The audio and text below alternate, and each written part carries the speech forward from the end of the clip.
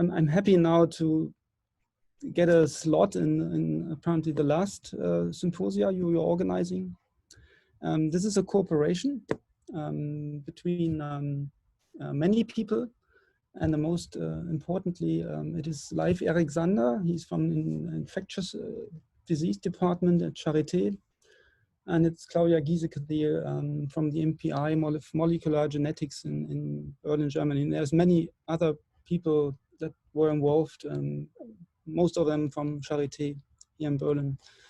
And it started rather early, that we, in early 2020, reports were arising from China that there's this new coronavirus that leads to so-called COVID-19 disease, that this disease was reported to be asymptomatic and mild in children and in young adults without preconditions. But there were then severe disease causes possible, and they were reported in elderly and in individuals with preconditions. And that was more or less our starting point, because we are interested in how the human immune system ages and what does that mean for, in particular, for infectious diseases. So we came in contact with one of the leading companies that provides peptide pools as reagents to assess or to read out antigen-specific T cells. That is JPT here in Berlin, and discussed a possible cooperation already very early this year. And at that time, it became clear that the antigenic targets for antibodies and as well for T cells, that although, and I will come back to this, endemic coronaviruses and the new SARS-CoV-2 are distinct, that still there is a lot of homology present in these targets, and that was, that was then the initiation point to we are really interested what's happening there. As I said, this is from a report 2017, and of course 2017 there was no SARS-CoV-2. I've added that here in the corner. You see the two alpha coronaviruses. They are responsible for 10 to 30% of common colds nearly worldwide, and there's these two beta coronaviruses, HKU1 and OC43, and there's SARS-CoV, the SARS virus and MERS virus, and that is here the line there is the relationship to the new SARS-CoV-2. And the picture now suggests this is far away from alpha and beta endemic coronaviruses, but it's still sufficient homology. And I will come back to that. So we had an hypothesis, and that was that we are all of us, we had contact, several contacts to endemic coronaviruses, and that should induce some immunity against coronaviruses, without saying that this immunity then protects you, or what does it do? We'll come back later to that. But this immunity should, at least in some of us, depending on the HLA molecules, on our genetics, lead to some cross-reactive cellular immunity. That was our hypothesis. And if there is cross-reactive cellular immunity, that may represent even a correlate of protection. As I said, it was clear in the beginning that, that there are many infected people that suffer only from very mild symptoms, or even probably are really asymptomatic. And these cross-reactive cellular immunity may also be helpful to identify epitopes that can serve as universal vaccination targets. And cross-reactive cellular immunity, as I said, may confer really protection in healthy individuals. Of course, not in people with severe preconditions, but that was an attractive hypothesis that if you have cross-reactive T cells, that probably can lead to an asymptomatic disease course. And this is not new for immunologists, and not for those immunologists that work with human cells, but in particular not for those that work with murine experimental systems, because it has been studied quite intensively. What can happen if you have partly immunity against a pathogen and then the pathogen comes again? Three scenarios. So the first one is, yeah, you have protection and probably asymptomatic or milder disease.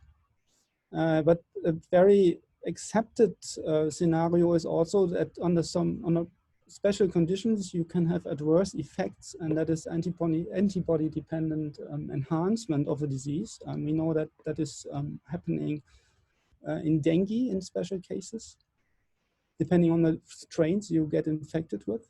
The first challenge and the second event. And of course, it can also be that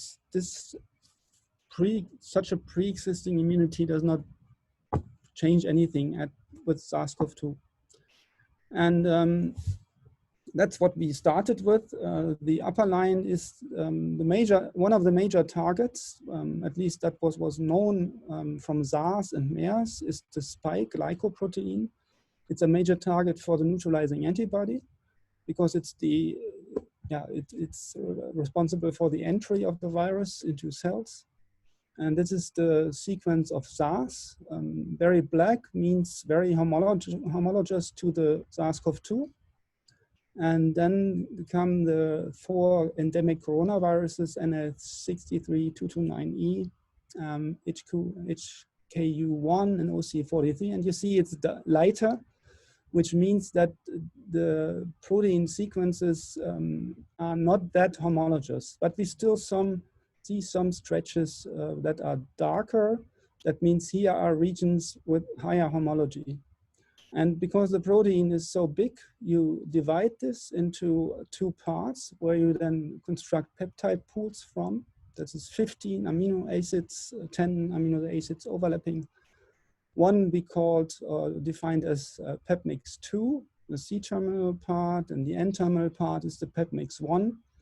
And you may appreciate that in the C-terminal part, there are more darker regions. There's a little bit more homology. Overall, it's 20 to 40% homologous, the sequence of the endemic spike to the SARS-CoV-2 spike.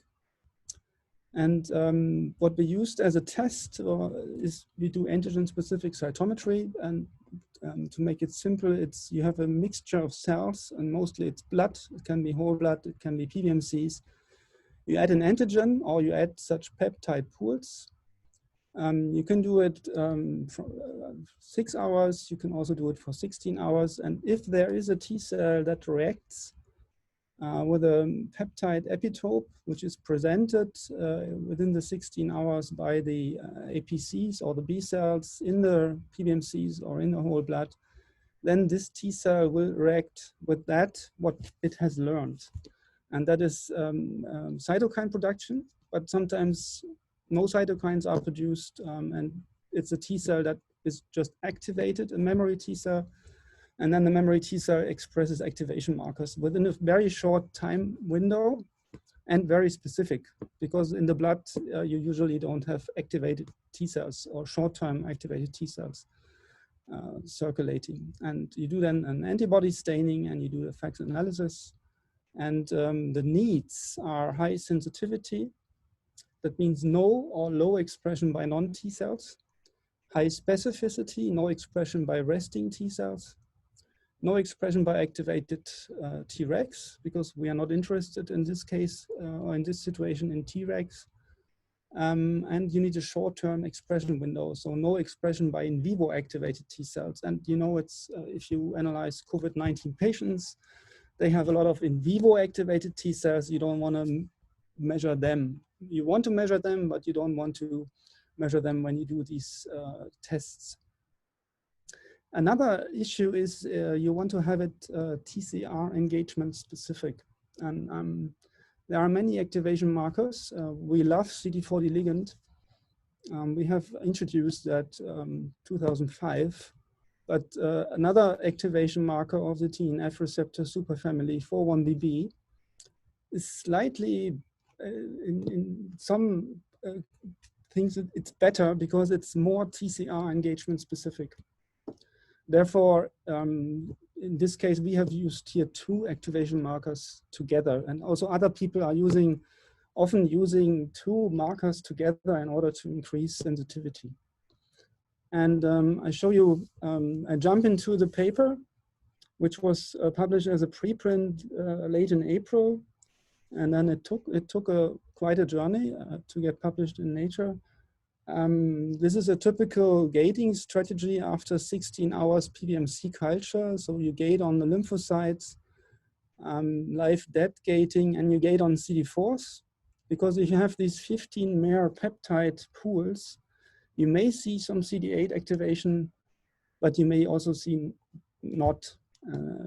If you want to see real CD8 activation, and I think there are papers out that go for CD8s in COVID-19, you have to use monomers. And you gate on the CD4s, and this is a COVID-19 patient, and then you gate or you measure or you count the double positive 4-1BB 40 ligand double positive cells. And these are the, in this case, we used the C-terminal part of spike peptide pool. And so that means these dots, each dot here is a T cell that is specific for an epitope within this pool. And this is COVID-19 patients on the right side, always the N-terminal part and the C-terminal part. And then you see varying frequencies of responding cells, and they are clearly above 1 in 10,000. In active patients, it can be 1 in 1,000.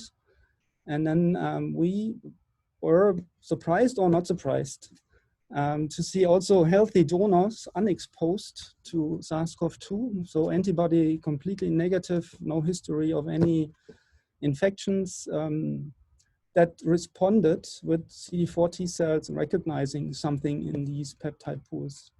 And then we have other healthy donors that just show 0, or to be honest, they show something, but that is not above the background. And I come back to that.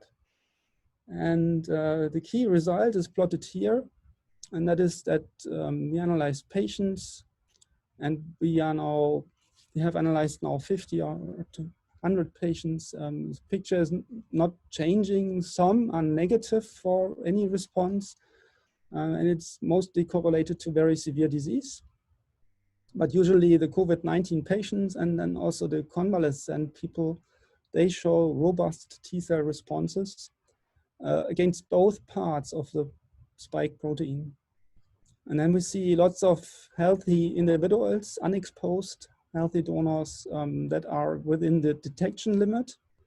And then we see healthy donors, and in the paper, so submitted in April, 34%. We have now much more data that at least against the second part of the spike protein reacted above the threshold. And we defined these as reactive healthy donors. That was one of the key results. And another thing which we had as an hypothesis was that where are these cells coming from? Of course, the hypothesis was they must have been generated in previous responses to endemic coronaviruses. And how can you show this? You take reactive healthy donors, you take the PBMCs and you stimulate them with this peptide pool of the second part. You isolate these cells with magnetic enrichment, and you grow them for 1.5 weeks or so. So you have a kind of short-term T cell line. They grow nicely, usually, and then you can re-stimulate them. You have to rest them, and then you can re-stimulate them and interrogate, are they specific against that, what they have been generated with, S2. As a control, you stimulate with S1 peptide pool, and then you stimulate with the corresponding pools of 2 of the 4 endemic coronaviruses. And the result is, yes, they unstimulated, of course, they don't react.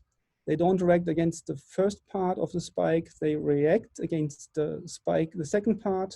That's the peptide pool they have been generated with.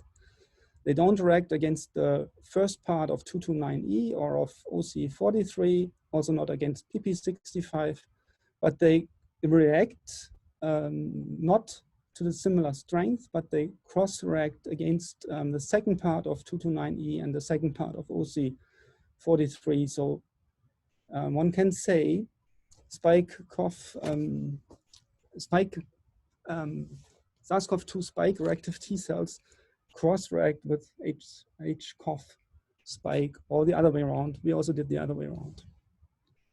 So at least partly, part of us have cross-reactive T cells against SARS-CoV-2.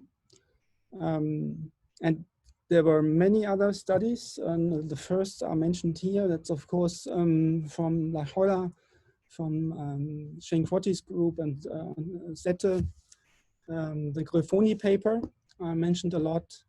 Then there was a Nature earlier out by Nina Lebert.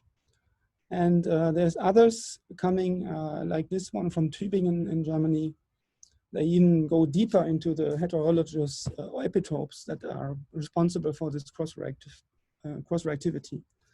Most papers in this so far work with predicted epitopes. So they have either algorithms or other methods. You can look that up. That predict epitopes, and then these epitopes are tested. And an outlook is, we showed 30 to 40% cross-reactivity to spike, and others have shown that if you test nucleocapsid, another prominent antigen of SARS-CoV-2, which is also expressed in a different,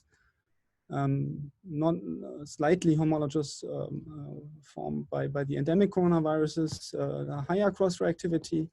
So what is, if you assess all targets, all possible targets, what kind of cross-reactivity? So implications. This is very frequent, and it's apparently similar in all age groups, at least of healthy adults. But it, of course, and I have to make a big point here, it doesn't mean that we already have reached herd immunity. Of course not, because this kind of cross-reactivity, even in endemic coronavirus infections, it is clear from several papers, it does not provide you with a sterile immunity. So if you have received coronavirus infection, common cold coronavirus infection, in 1 year, you can get it again the next year. But how does it shape SARS-CoV-2 immunity? So we remember that initially we had these different scenarios, but it's an open question here.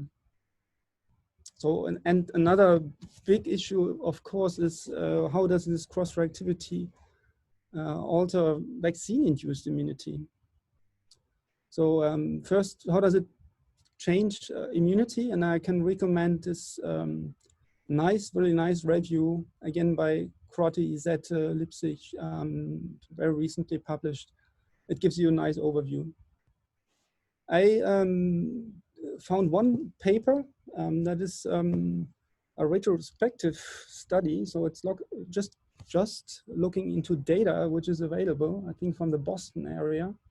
And but it makes a point. It makes the point that recent endemic coronavirus infections, in this paper they were not abbreviated with HCoV but ECoV, that is associated with less severe COVID-19.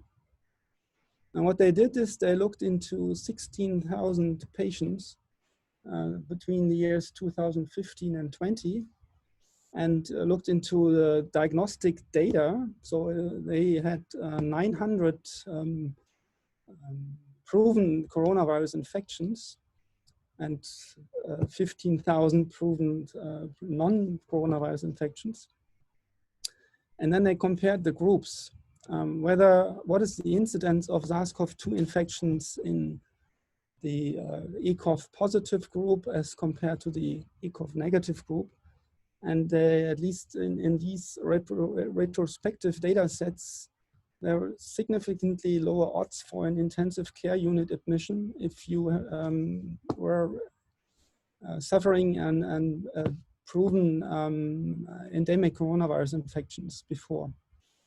And there was also the survival probability was significantly higher in the hospitalized HCoV positive patients as compared to the patients that were not diagnosed prior with an endemic coronavirus infection. It's just retrospective data, but I think it makes a point that cross-reactivity could be beneficial. 4 scenarios, and that is also partly giving you a 2-minute mark. 2 minutes? Yeah. Okay. Well, I will be fast. What can it do? So it could accelerate the follicular helper cell response that could lead to a faster antibody response. It could also improve the Th1 response, faster macrophage DC activation, maybe faster CD8 T cell activation.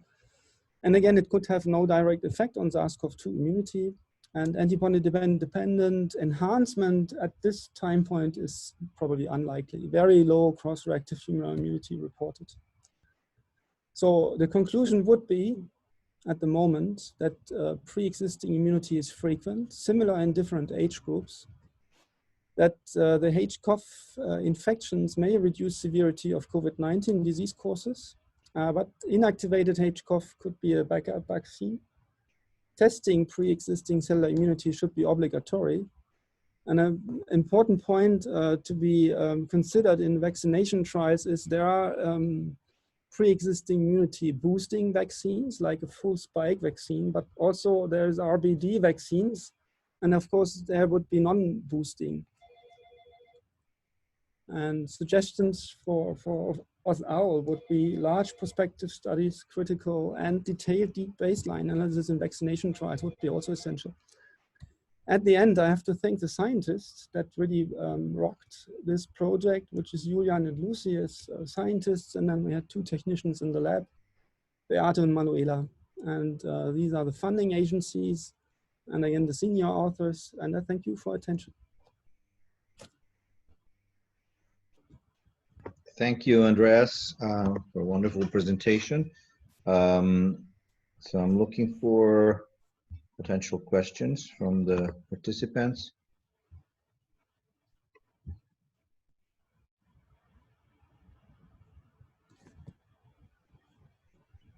Let's see one. Okay, Larry Shapiro. Larry? Yeah, hi. Wonderful talk. Thank you so much. The question I have is, I noticed that in your search for in healthy donors that hadn't seen COVID-2, I think that you looked at epitopes in S1 and S2, and you had cross-reactive epitopes in S2, but not S1, if I saw that correctly. So my question would be then, what is the importance of the pre-existing HCoV recognition T cells here? Because you do ultimately in the SARS-CoV-2 patients get S1 epitopes despite the lack of cross-reactivity. Yes, I think if I understand it correctly, yes, we see more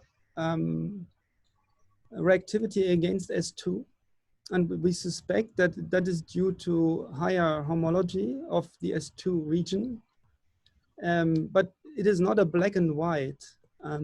We have a detection limit. That means we see everything which is there, which is above 1 in 10,000. I suspect every one of us had coronavirus infections, common cold coronavirus infections, and we just see the tip of the iceberg That means every one of us has a certain amount of cross-reactivity. We have more cross-reactivity to the S2, but we also have something against S1. And we just don't see it with our assay. If we would get deeper, if we would analyze more blood, we would also see something there. And then it's like, it's not a black and white, but rather it's a number game. I understand. Can I ask just one short follow-up? It's with respect to sterilizing immunity. And we're talking about T-cell immunity. I like that you related it to potentially improved help in antibody development. I think antibodies in general probably would be expected to be the main contributor to sterilizing immunity. With just the T cells, do you think, I mean, you don't expect sterilizing immunity, right? Yeah. What's the main effect of the T cells here? I can just speculating, and we have, what we do, we test people, a lot of people, and we test, so one cohort we are testing is employees of kindergarten. So where we suspect that they have more contact to endemic coronaviruses. And we have one case so far where we have assessed or analyzed the baseline. So we know the cross-reactivity, and then this person was diagnosed positive by PCR with SARS-CoV-2. And I can just say, antibodies appear in a similar manner.